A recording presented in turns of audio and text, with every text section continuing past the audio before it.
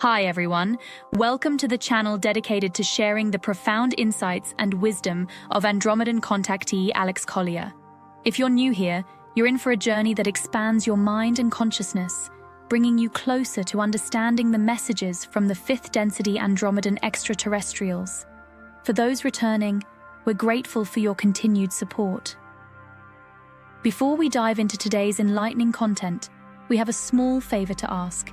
If you find value in the knowledge shared in this video, please consider hitting that like button, subscribing to our channel, and clicking the bell icon so you never miss an update.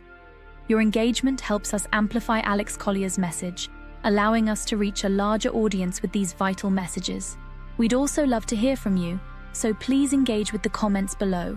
Whether it's a question, your thoughts, or even just an emoji for the sake of engagement, every comment counts. We read every single comment, and your feedback is incredibly valuable to us, as it all contributes to our mission of expanding this community. So please don't hesitate to leave your thoughts below. Additionally, if you'd like to support us further, consider giving a super thanks tip by clicking the heart with the $sign.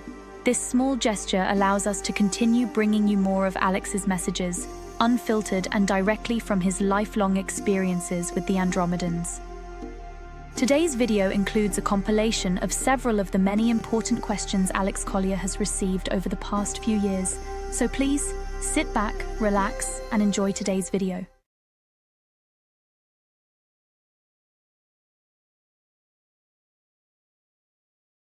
I've understood that the inclination or tilt angle of Earth's rotational axis is changing.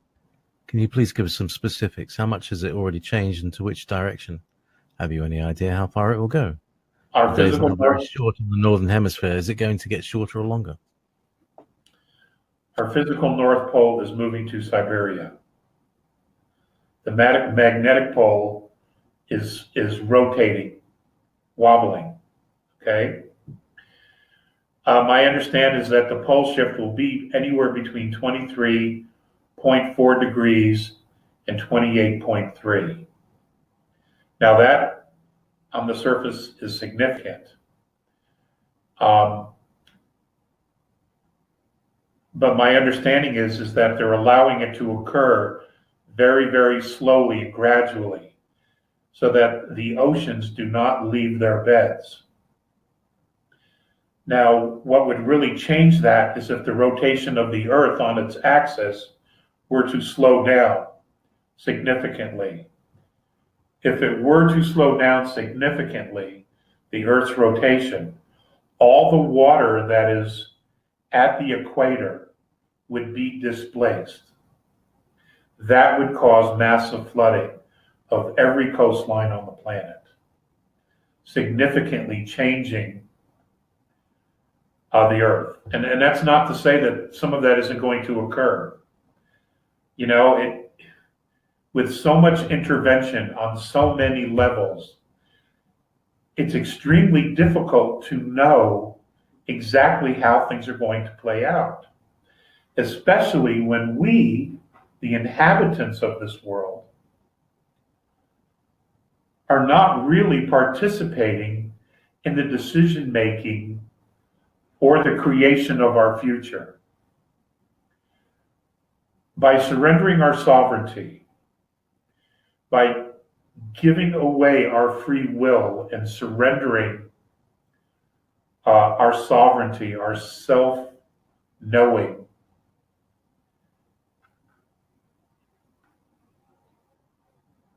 we have given the creation of our future, we have put the creation of our future into the hands of other beings.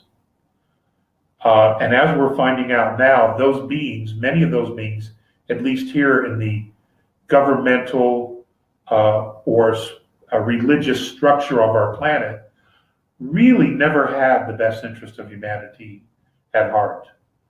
To them, it was really all about power. Power over, and that's what it was for them. We fell for the story. Now that people are beginning to wake up and they are withdrawing their energy away from these groups and no longer participating, we begin now to project what it is that we as individuals want. Maybe at some point down the road, we will be able to thank them for giving us the contrast that we needed to wake up.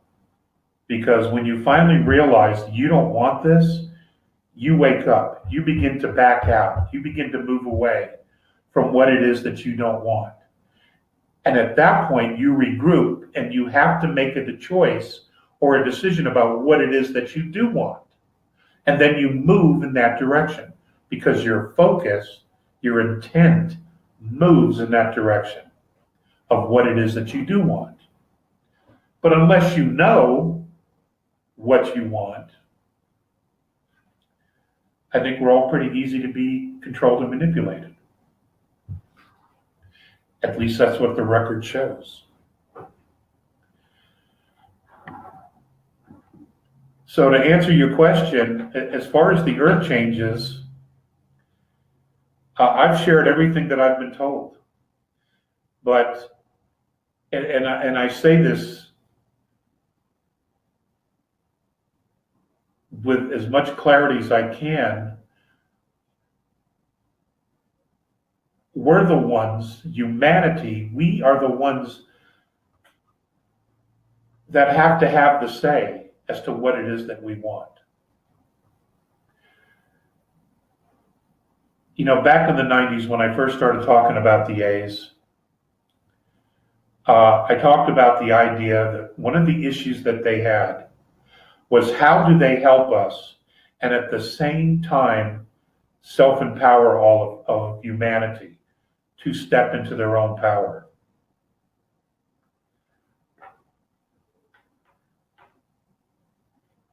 Because that's what you have to do.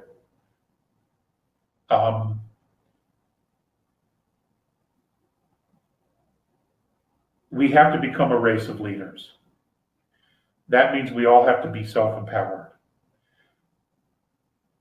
That's tricky, especially when you're trying to help free a civilization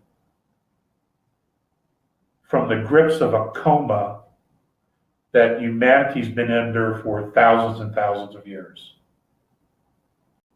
Because you want to help, but at the same time, you don't want to look like a savior.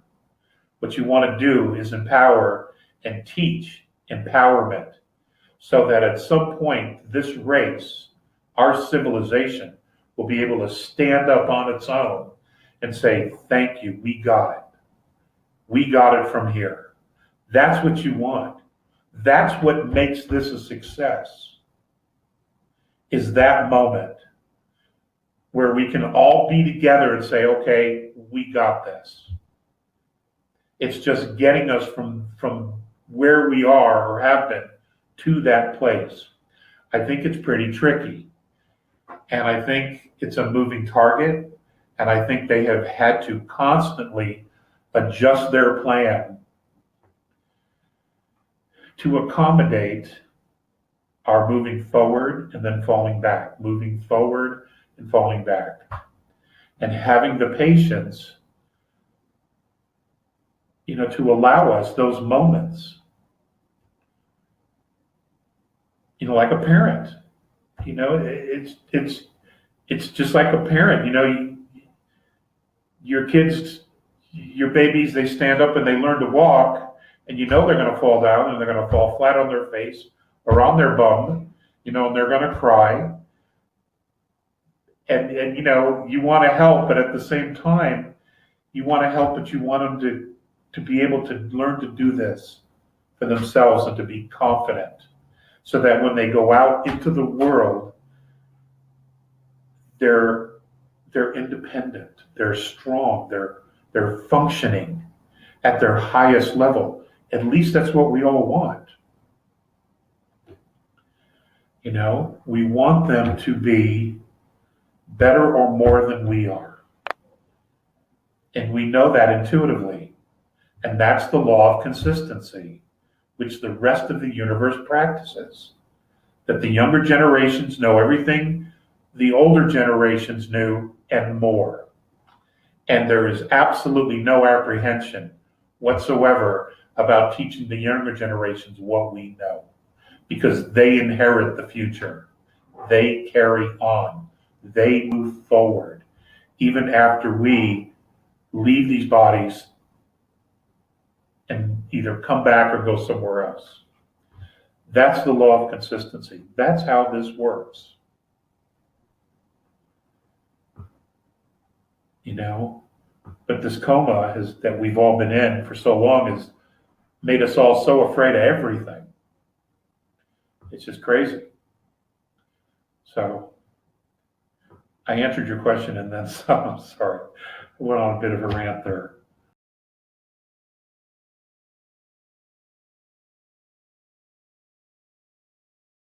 Do you know if the A's sometimes wear white latex-like suits?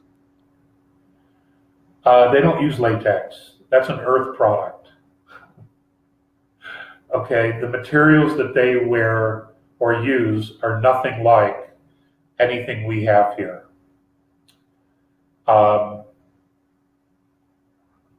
Do they wear like a jumpsuit? Some of the times, but not all the time. Many of the pilots and the crews do, because it's adaptable in the event that they need to leave their ship. They can wear a helmet that will be a breathing apparatus for them.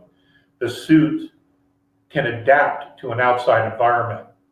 If you're living in a mothership and you are not on a starship or a small craft traveling, you would not be wearing a jumpsuit. You'd be wearing something else. And from my experience of the short amount of time that I was in their space on Morenae's mothership, many women wore gowns, very open, flowing gowns. Some wore jumpsuits, some wore two-piece suits, slacks, and a jacket of some sort. The children wore some type of play clothes. Some were two pieces, some were three pieces, some were just a one piece. I don't recall seeing any children in a jumpsuit. So, you know, their culture is different than ours. Similar in some ways, but in others it's different. So, no, they all don't wear that. It's a mix. I believe that the jumpsuits that you're referring to are flight suits. They're very specific to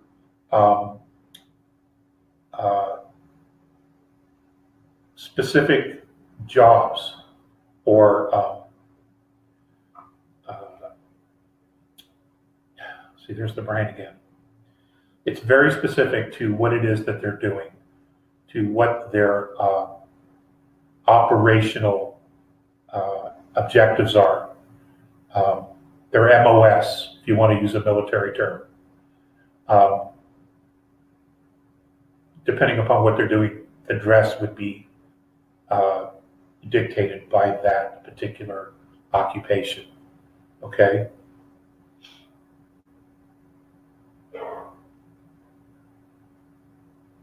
That's all I got. So it's like an Earth person would wear. If they're a lineman, they'll be wearing heavy duty clothes that protect them from the weather and also the high voltages that they might have to deal with, things like that. So it's but the suit, you're saying the suits adapt to the different tasks, or there are different suits? Well, yes. Let's say you work on a mothership and you spend a bulk of your time outside or outside of scout crafts repairing them, or you're repairing another ship that belongs to another race that's in trouble, and they pull up next to a starship, to, let's say, an Andromeda mothership, and say, hey, we need some help. We don't have the materials to fix this.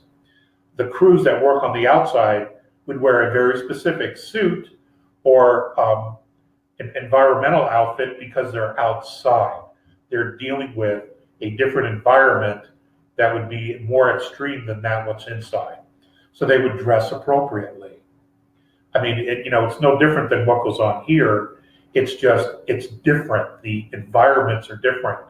The frequencies are different. The colors are more expansive, but so are the frequencies much more expansive. If you're traveling in a starship, from what I've seen, I didn't see one of them that was a convertible. Okay, you can't just pull the top down and cruise through space. You die. So, just a heads up on that. There were no convertibles in fifth density that I could see. So you would have to dress appropriately.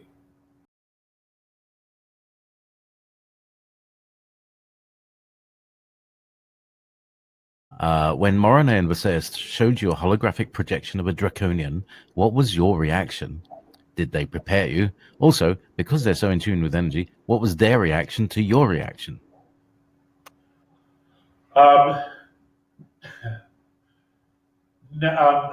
Visayas said we want to show you something, and he didn't share it with me at all. Morenae, on the other hand, got really close to me, and he stood right to the back here, almost touching me. But you can feel his energy, as you could Visayas, but their energies were so different, or are so different from each other. But M was standing right behind me, and when this thing came up, I got scared. I freaked. You want to know the truth? I freaked. I screamed. I remember screaming and taking a step back, and in stepping back, I bumped right into M. And it was explained to me that I had cellular memory, that my reaction to something I hadn't seen before that moment in this lifetime was a cellular memory. And it was explained to me that if you remember when I was first shown my past lives, when they first picked me up and they put that little yarmulke device on my head, I saw very specific things. Two of those specific things were brought up at that time to tell me that what I had just witnessed and what I just experienced was a cellular memory of battling with these things. I have to tell you, it looked so real, I thought it was going to jump out.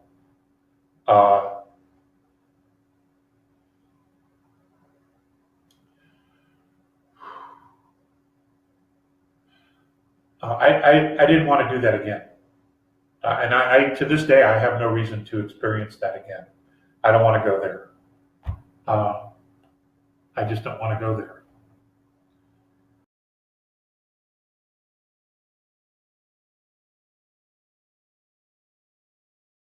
What is Morenae's information about the chakras? Are they made as a system for harvesting our energy?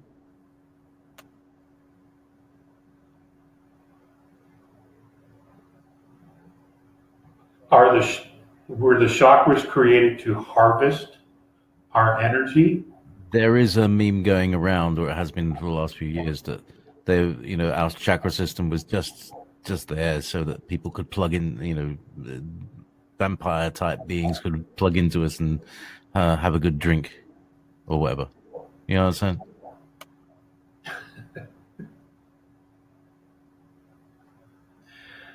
saying?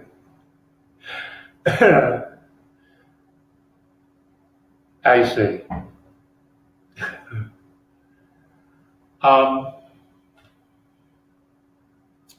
I have not had extensive conversations about the chakra system. I know that there's one above our heads, and it's not the crown, there's another above it, which is actually where our physicality enters third density and forms, which we're not taught about. That's one of those metaphysical blinds that is kept from us. I'm aware of that. But I've never, the conversation's never gone to a place where we're just light plugs on the wall for the vampires to live off of. I think if someone chooses to surrender their energy, then you're going to be a light socket, and you're going to allow people to vampire off of you. But, that's a decision that everyone makes. And that's a very interesting mind.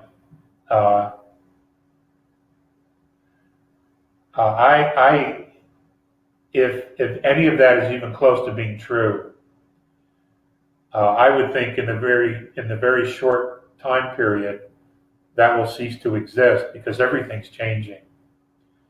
There is a band of frequency that we are all in right now, and you are either of that frequency or you're not. And if you're not, you're out of here. You're leaving, because this band of frequency is so strong, and the group souls that form this band of frequency have formed it with the intention of moving to fourth and then to fifth density.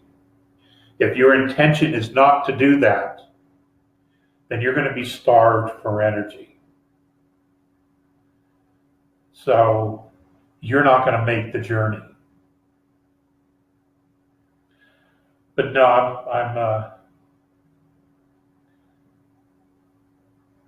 the A's have not spoken a lot about the chakra system. That's not a conversation I've had with them either. No help on that one.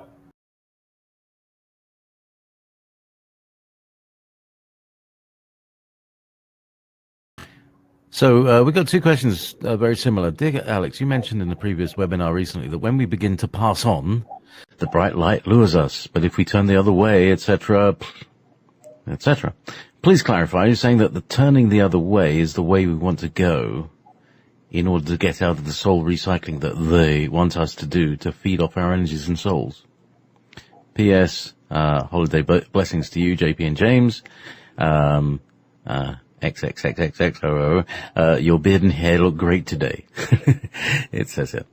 And then we also we also have from Helen.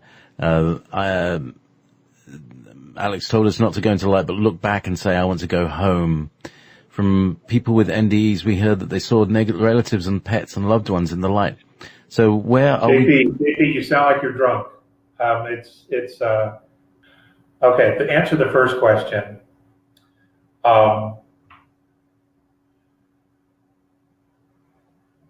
it has been explained to me that, and I will give you a personal perspective. It was explained to me that when you cross over, there's the tunnel. Now, this was in the very beginning, during the contacts, and my understanding is that when you went into the light, you went to a place where we were basically recycled to come back in. And I do not know for a fact that is no longer the reality. I have been told that, but you see, in order for me to know that for a fact, I have to die again, all right, and have to make that decision. I don't want to go yet, all right? So that's what I've been told, that reincarnation is no longer a necessity, or you're forced to do it. You have a choice. However, at that particular time, I was told that if you turned around and put the light to your back, you would see the entire universe. And that you would return to your original soul group if you chose to go in that direction of the universe. That your original soul group would reach out to you and you would return to your original soul group. I've talked about these in previous webinars.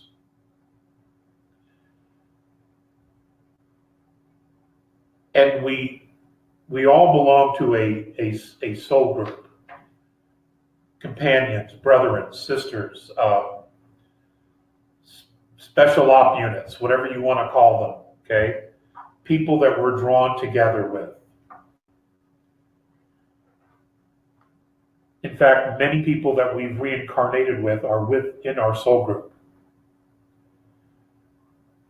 that are here for the same reasons or got stuck here just like we did, or you did. So that's what I know. I don't want to have to re-explain this when I've explained it so many times already. I understand that Alex Collier online, they sell transcripts of the webinars.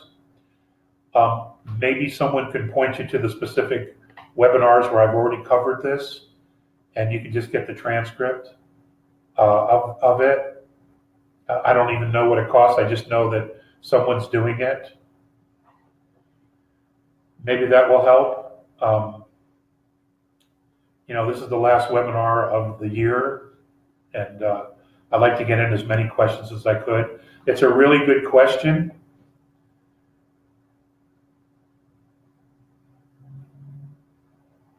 You have to be open to the idea that everything we've been taught, okay, everything we've been taught in third density by the governments, by the religions, it ain't right, okay? It isn't right.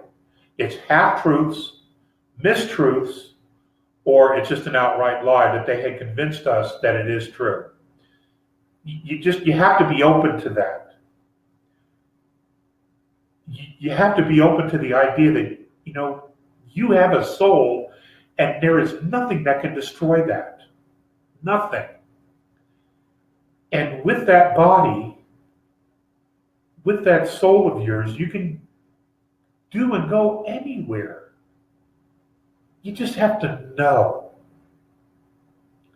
You just have to know. Death is just the next leg of the journey. Okay, you don't actually die. You leave the physical form, but you continue. And you have the memories with you. They're intact when you leave. You have it all. The good, the bad, and the ugly. You have it all. So,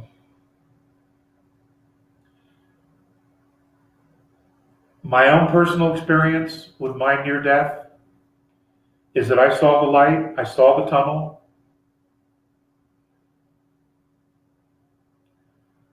and I began to turn around, and a presence came up from behind me and said to me that it was not my time to leave. And they asked me to go back. I was asked to go back. I wasn't told to go back. I was asked to go back. That I wasn't finished. I thought I was. I'm ready. Sort of.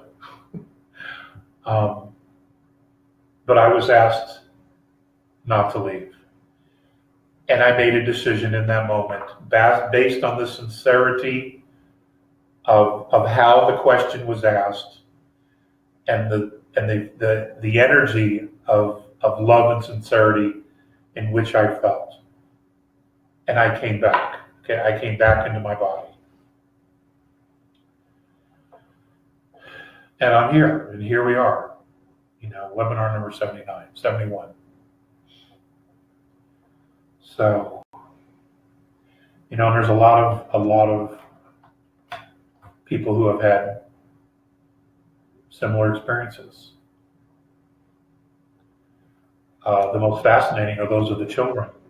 There are many books written about children's out-of-body experiences or near-death experiences. Profound stuff. Profound. And it should give you comfort in knowing that life continues. That the greater part of yourself is outside the body.